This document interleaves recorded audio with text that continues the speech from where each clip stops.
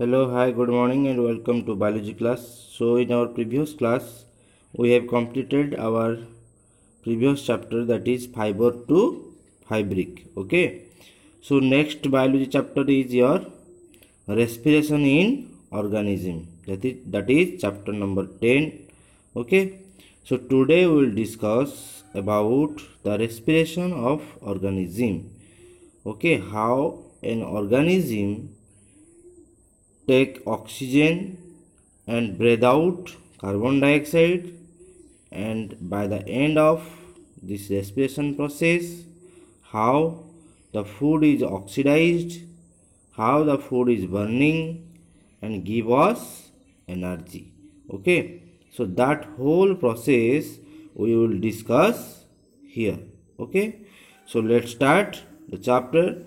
Here is a story about Bojo. Bojo is a boy. Okay, one day Bojo was eagerly waiting to meet his grandparents, those who were coming to the town after a year.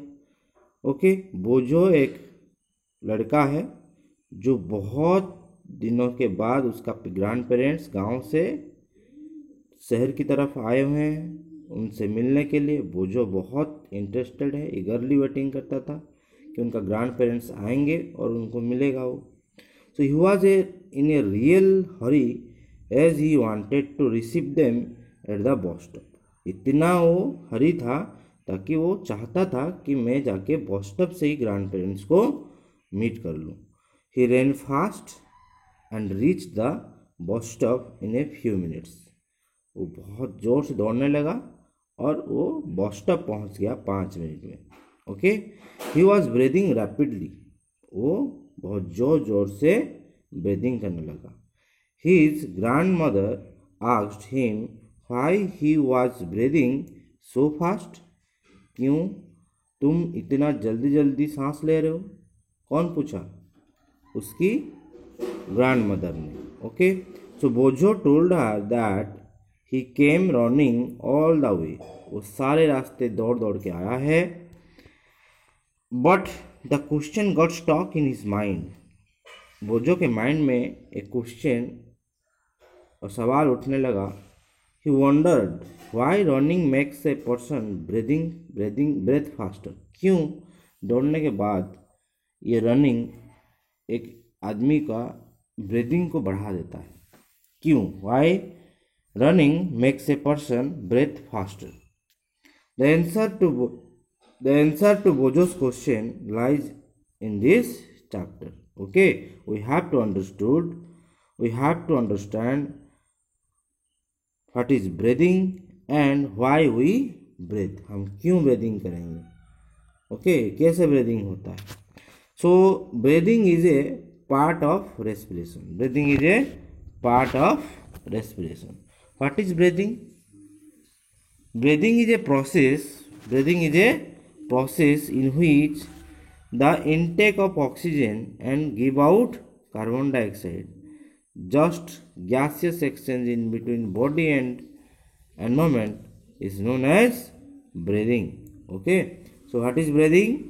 The process in which the intake of oxygen into the body and the body give out carbon dioxide to the environment or to the surrounding is known as breathing process. So this process also is also a part of respiration. Okay, till now we don't know what is respiration, but we will discuss what is respiration. Why do we respire? हम लोग को क्यों respiration करना चाहिए?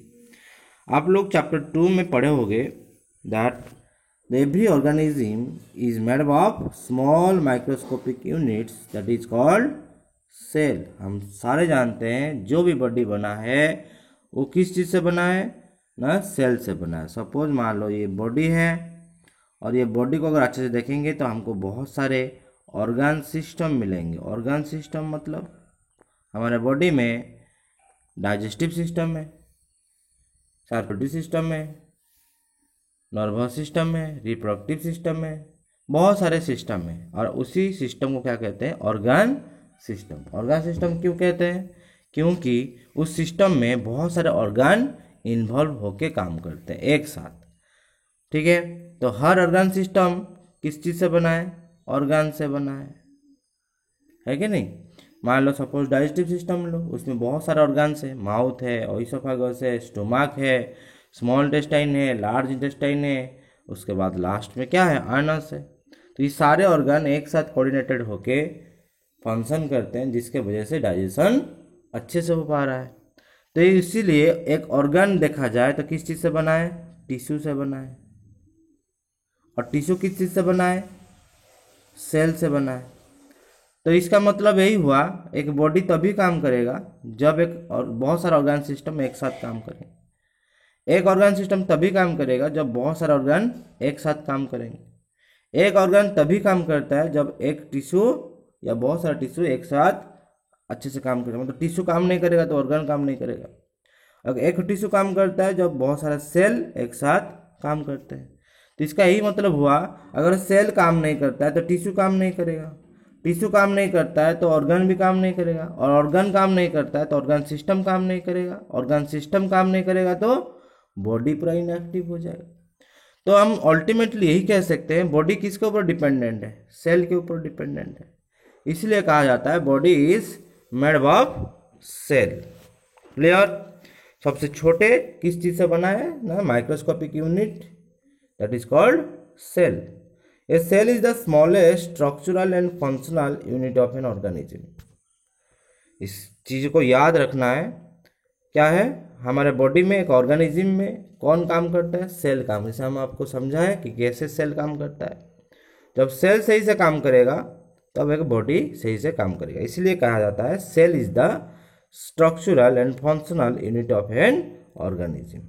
Each cell of an organism performs certain function such as nutrition. What is nutrition? The process in which we intake the nutrients like carbohydrate, protein, fat, vitamins, minerals, like this process, whole process we take and to get an energy. To get energy we take food to get energy. That process is known as nutrition. Okay, transportation means the transfer of food particles from one body part to another body part, the transfer of energy from one cell to another cell inside the body through the blood. Okay, so or by the help of blood, that is also called as transportation. Excretion, what are the waste, digestive waste material can be removed out from the body, that is called excretion. And reproduction, the process in which an individual makes a new individual which is alike to the parents. मतलब एक organism दूसरे new organism को बनाता है, production करता है, जैसे वो अपने जैसा दिखता है। क्लियर? इस प्रोसेस को रिप्रोडक्शन कहते हैं। तो ये सारे जो प्रोसेस है ये किसके ऊपर डिपेंडेंट होते हैं? सारे सेल के ऊपर डिपेंडेंट होते हैं। और सारे फंक्शन के लिए अलग अलग सेल हैं, वो अलग अलग सेल अलग अलग काम करते रहेंगे। Clear? Okay, to perform this function cells need what? Energy. इसके लिए किसका जरूरत पड़ेगा? ये सारे काम करने के लिए एनर्जी का जरूरत पड़ेगा। और एनर्जी कहाँ से मिलेगा? Why we where we get energy? When we eating the food, when we will eat the food we can get energy. तो ये जो फूड से जो एनर्जी बन रहा है, क्या बन रहा है? हम लोग फूड खाएंगे और क्या बनेगा? एनर्जी बनेगा। यही जो फूड से जो एनर्जी बनाता है, कौन बनाएगा? इसी प्रोसेस को क्या कहते हैं? फूड को जब हम बर्निंग करेंगे तभी हमको एनर्जी मिलेगा। तो this process is known as what? Respiration. Okay, so the food has stored energy which is released during respiration. तो ये जो रेस्पिरेशन में एनर्जी बनता है, तो फूड से जो एनर्जी बनता है तो उसी प्रोसेस को क्या कहते हैं? रेस्पिरेशन कहते हैं। लेकिन हाउ, ये कैसे होता है? Okay, so therefore all living organism respire to get energy from food. सारे लिविंग ऑर्गेनिज्म रेस्पिरेशन करते हैं क्या पाने के लिए? एनर्जी पाने के लिए। कहाँ से? From food.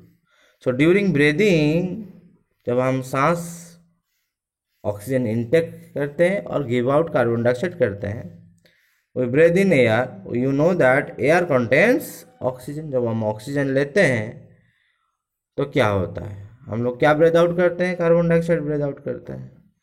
The air we breathe in that is oxygen is transported to all parts of the body.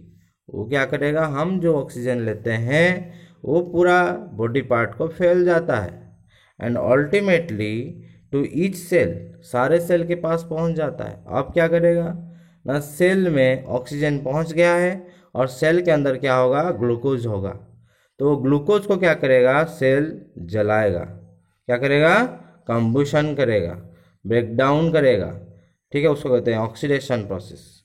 Okay, तो this process of break down of food in the cell with the release of energy, वो oxygen को हम जानते हैं oxygen gas helps in burning, तो food को burning करेगा cell inside the mitochondria. Okay, cells mitochondria. तो वहाँ पे जब सेल ऑक्सीजन के प्रेजेंस में फूड को कंबुशन करेगा तो उसमें से एनर्जी रिलीज होगा।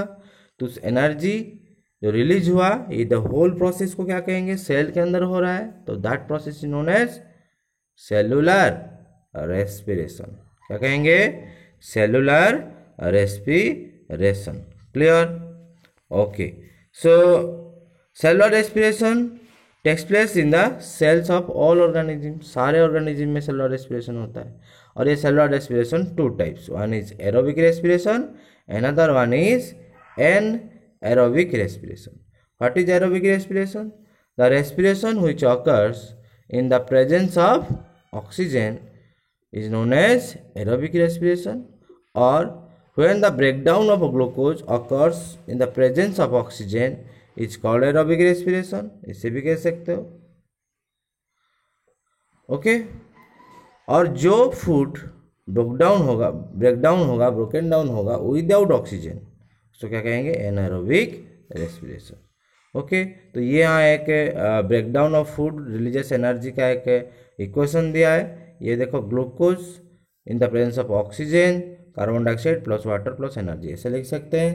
C6H12O6 plus 6 oxygen gives out, क्या देंगे ना, carbon dioxide, 6 molecules of carbon dioxide plus 12 molecules of water plus energy, क्या देंगे, energy.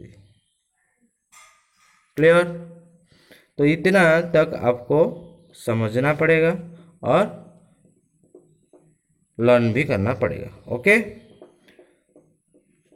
And some organisms such as yeast that can survive in the absence of air, they are called as anaerobes. Okay, so they get energy through anaerobic respiration. In the absence of oxygen, glucose break down into alcohol and carbon dioxide.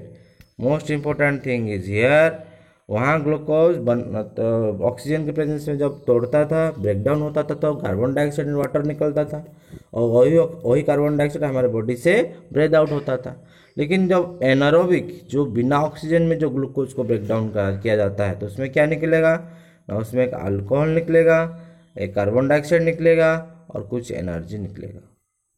ठीक है, तो ये आप याद रखोगे। Difference आ सकता है, the difference in between aerobic and anaerobic respiration. Okay okay, so next class we will see why our muscle cramp occurs.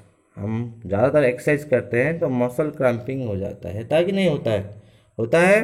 तो हम देखेंगे next class how muscle cramping occurs. Okay, thank you, have a nice day.